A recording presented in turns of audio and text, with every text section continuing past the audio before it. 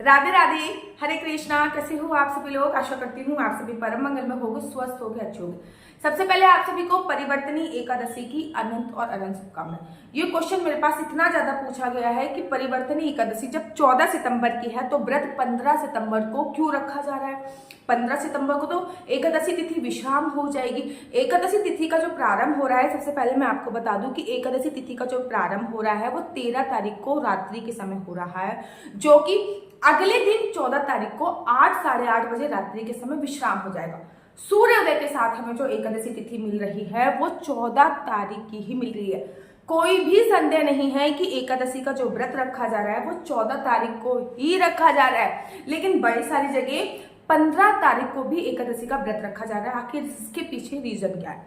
देखिए, 14 तारीख को सूर्योदय के साथ एकादशी मिल रही है, पूरे दिन की आपको एकादशी मिल रही है। 15 तारीख को 14 तारीख को रात को 8:30 बजे के आसपास एकादशी तिथि विश्राम हो जाएगी।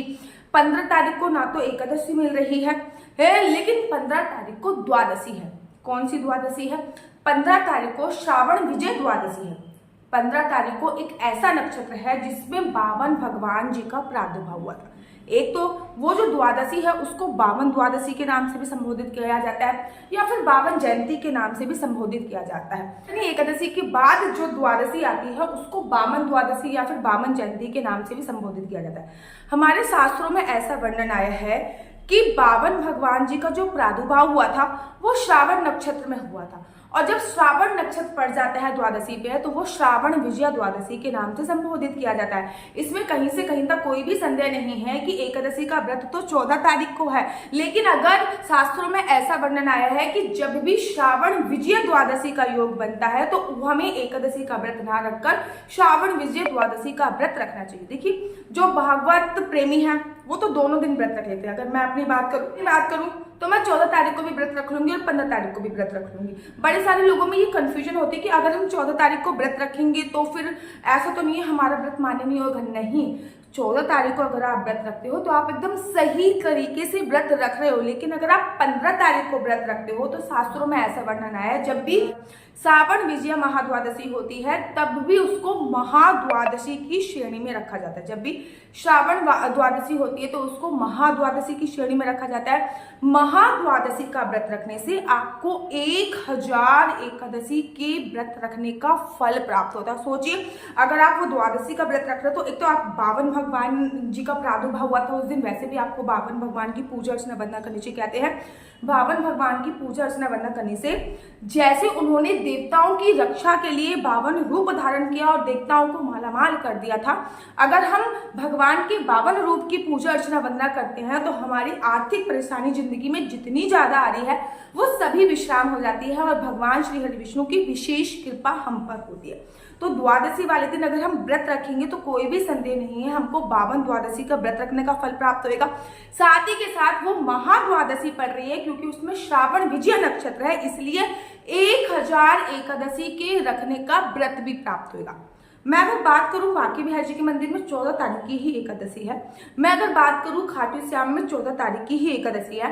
मैं अगर बात करूं राधा माधव जी के मंदिर में 14 तारीख की ही एकादशी है। कहीं से कहीं तक कोई भी संदेह नहीं है कि एकादशी का व्रत 14 तारीख को ही रखा जा रहा है, लेकिन जो वैष्णव भक्त होते हैं तो वो लोग एकादशी का व्रत ना रखकर महाद्वादशी का व्रत रखते हैं। महाद्वादशी का वो महाद्वादशी 15 तारीख को है क्योंकि उसमें श्रावण नक्षत्र पड़ रहा है, विजया द्वादशी पड़ रही है। तो अगर आप चाहो तो दोनों दिन का भी व्रत रख सकते हो, 14 तारीख का और 15 तारीख का दोनों दिन का व्रत रख के 16 तारीख को सूर्य उदय के बाद व्रत का पालन कर सकते हो। लेकिन अगर आप व्रत केवल इसीलिए रखते हो कि हमें एकादशी का ही व्रत रखना है, हमें द्वादशी से कोई मतलब नहीं, तो आप 14 तारीख का व्रत रखें। एकादशी केवल इसलिए देखते हो कि हमें चावल ना खाना पड़े तो 14 तारीख को आपको चावल नहीं खाने हैं। ऐसा शास्त्रों में वर्णन आया है कि जब भी आप महाद्वादशी का व्रत रखते हो तो आपको 1000 एकादशी के व्रत रखने का फल प्राप्त होता है। आप चाहो तो 48 घंटे का व्रत रख सकते हो। 14 तारीख को जो आप व्रत रखोगे उसमें जब आप संकल्प लोगे ना तो बकायदा आप 48 घंटे के व्रत का संकल्प ले लीजिए और आप अपना व्रत 16 तारीख को खोलिए। या फिर आप ऐसे भी कर सकते हो कि 14 तारीख को फलाहार से व्रत रख सकते हो, या फिर 14 तारीख को आलू वगैरह खा बाकी व्रत रख सकते हो, और 15 तारीख को निर्जला व्रत रख सकते हो अगर आप निर्जला एकादशी का व्रत रखो। देखो 15 तारीख को अगर आप व्रत रख रहे हो तो आपको एकादशी के व्रत का तो फल प्राप्त हो ही रहा है, साथ में वामन द्वादशी के व्रत रखने का भी फल प्राप्त। अब बेसिकली मुझसे जाना जाएगा कि दीदी आप क्या करो। मैं बेसिकली हमेशा 14 और 15 जब भी ये दोनों दिन का व्रत होता है तो मैं 2 दिन का ही व्रत रख के किस्सा खत्म कर देती हूँ। मैं जब व्रत का संकल्प लेती हूँ तो उसमें साफ साफ बोलती हूँ कि मैं 48 घंटे का व्रत रख रही हूँ। 48 घंटे के व्रत में मैं बकायदा आलू टमाटर की सब्जी खाती हूँ, मतलब व्रत में, क्योंकि मेरी बेटी मेरा दूध पीती है अभी भी, मैं फ्रूट्स खाती हूँ, मैं चाय पीती हूँ, मैं दूध पीती हूँ। हाँ, मैं अन्न का सेवन नहीं करती। और एकादशी का व्रत केवल आप इसीलिए एकादशी का जानते हो कि जिस दिन चावल नहीं खाने, तो 14 तारीख को आपको चावल नहीं खाने। अगर आपने 14 तारीख को व्रत रखा है तो क्या दीदी द्वादशी पर चावल खा सकते हैं? डेफिनेटली द्वादशी पे आप अगर व्रत का पारण करेंगे, जो कि 6:06 से लेकर 8:30 बजे तक का टाइम है 15 तारीख को व्रत के पारण का, तो उसमें आप चावल बना सकते हो, क्योंकि उस दिन एकादशी नहीं है। याद रखो, एकादशी का व्रत तो केवल और केवल 14 तारीख का ही है। 15 तारीख को जो व्रत रखा जा रहा है वो महाद्वादशी का व्रत रखा जा रहा है, जिसको श्रावण विजया वामन द्वादशी के नाम से संबोधित किया जाएगा।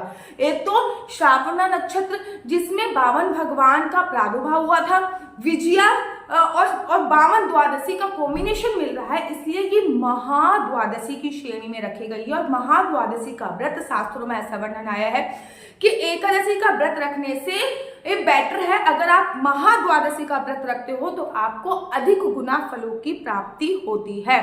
आप चाहो तो केवल एकादशी का व्रत रखना है तो 14 तारीख को रखिए। अगर आप वामन द्वादशी का व्रत रखना चाहते हो तो 15 तारीख का भी रख सकते हो। दोनों में से कोई सा एक व्रत जो बेस्ट हो, हम दोनों दिन व्रत नहीं रख सकते। मेरा मानना है कि आप दोनों दिन रखिए। दोनों दिन नहीं रख सकते तो कौन सा एक बेस्ट है, तो मैं 15 तारीख का आपको बताऊंगी कि 15 तारीख को बेस्ट है। नो डाउट बाकी बिहार जी के मंदिर में 14 तारीख को रखा जा रहा है, खाटू श्याम में 14 तारीख को रखा जा रहा है, राधा माधव के मंदिर में 14 तारीख को रखा, लेकिन वहीं इस्कॉन टेम्पल में 15 तारीख को रखा जा रहा है, वहीं निम्बिक संप्रदाय में 15 तारीख को रखा जा रहा है, गौरी संप्रदाय में 15 तारीख को रखा जा रहा है। आप दोनों दिन कीजिए। दोनों दिन नहीं कर सकते तो आप 15 तारीख को कीजिए। ऐसा नहीं कि अगर आपने 14 तारीख को कर लिया तो फिर आपका व्रत नहीं लगेगा, ऐसा कुछ भी नहीं है। 14 तारीख को व्रत एकादशी ही है संपूर्ण तरीके से। 14 तारीख को व्रत रखते हो तो आपको एक एकादशी के व्रत रखने का फल प्राप्त होगा ही होगा, लेकिन अगर आप 15 तारीख को व्रत रखते हो तो आपको 1000 एकादशी के व्रत रखने का फल प्राप्त होता है। अगर आप लोग अपनी कुंडली मुझसे दिखवाना चाहते हैं, नीचे मेरा व्हाट्सएप नंबर दिया हुआ है। आपको केवल अपनी डेट ऑफ बर्थ और टाइम मुझे भेजना होगा। टाइम नहीं पता तो जगह, जिस जगह पे आप पैदा हुए वो जगह भेजनी होगी।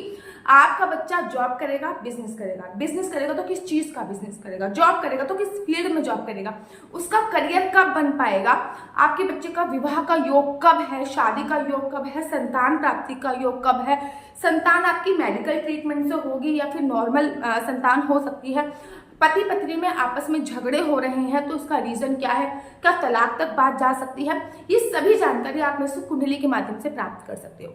कुंडली दिखाना बिल्कुल भी फ्री नहीं है, कुंडली दिखाने के थोड़े से चार्जेस हैं।